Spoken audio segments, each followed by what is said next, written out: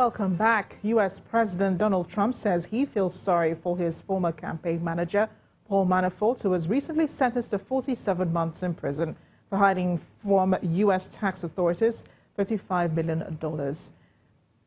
Let's go now to London. Good evening from the Channel's Haji has more. Newsroom in London. We begin in the UK, and with just weeks before its scheduled withdrawal from the European Union, Prime Minister Theresa May made a passionate plea to MPs to back her deal ahead of the crucial vote in the House of Commons on Tuesday. Mrs May was speaking in Grimsby and gave a dire warning of the consequences of the rejection of her proposal. Back it, and the UK will leave the European Union. Reject it, and no one knows what will happen. The only certainty would be ongoing uncertainty. She also has strong words for the leaders of the EU. It needs just one more push to address the final specific concerns of our Parliament. So let's not hold back. Let's do what is necessary for MPs to back the deal on Tuesday. Britain will give diplomatic protection to the British-Iranian aid worker Nazanin Zaghari-Ratcliffe, who spent the last 3 years jailed in Iran.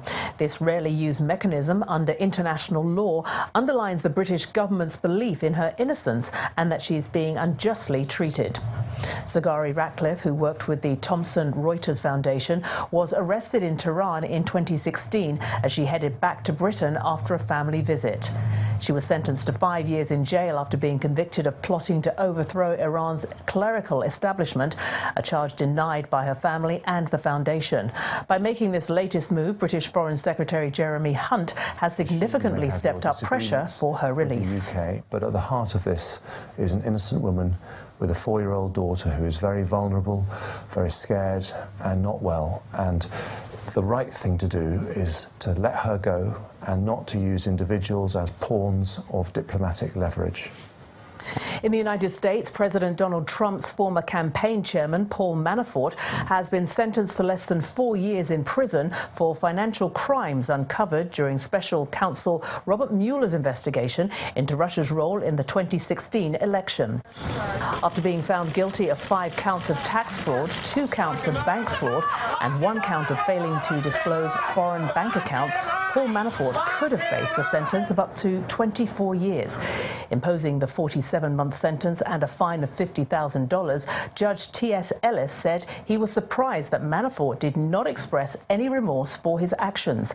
In a separate case next week, Manafort will be sentenced on 2 conspiracy charges to which he pleaded guilty and faces a mandatory 10-year term in jail. Much of crisis-ridden Venezuela was struck by a major power blackout that the government of President Nicolas Maduro has blamed on sabotage at a hydroelectric dam. This was rush hour with a difference in the capital Caracas. When the city's metro system had to be shut down, choices were few and many faced a long walk home.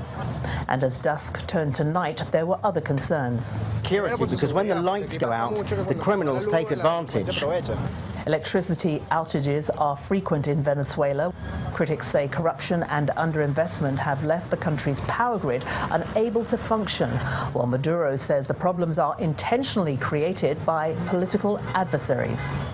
Mass protests in Algeria have entered their 3rd week, with demonstrators continuing to demand an end to the 20-year rule of President Bouteflika. These are the most sustained protests since the 2011 Arab Spring and are posing the biggest challenge to the ailing 82-year-old president. Despite ill health, he is standing for re-election in April. Authorities halted train and metro services in Algiers on Friday as security was stepped up throughout the capital.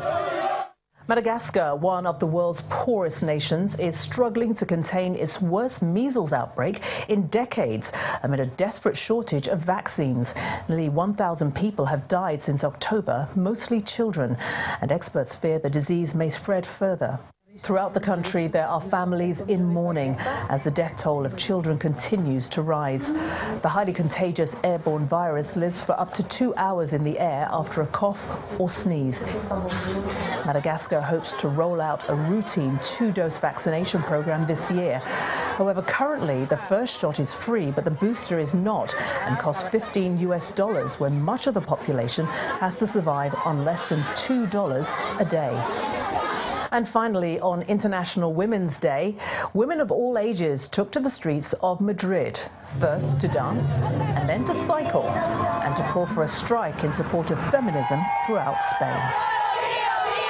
And that's your international news around the world in 5.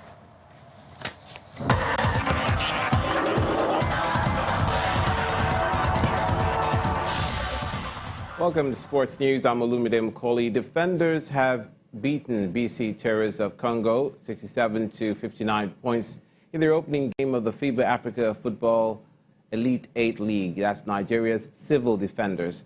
Despite going behind in the first and second quarters, Civil Defenders fought back to win the third quarter 22 to 11 and sealed victory in the final quarter 20 to 12.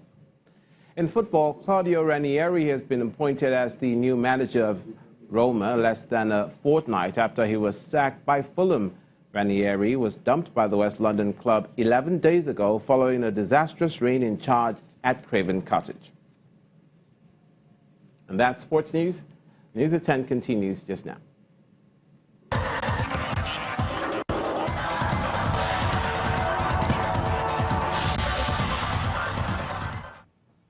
And the main news again. Citizens in Nigeria today prepared to elect their governors and House of Assembly members as the nation holds the final round of elections on Saturday, March 9th. And that's News at 10. Thanks for watching. I am Amarachi Ubani.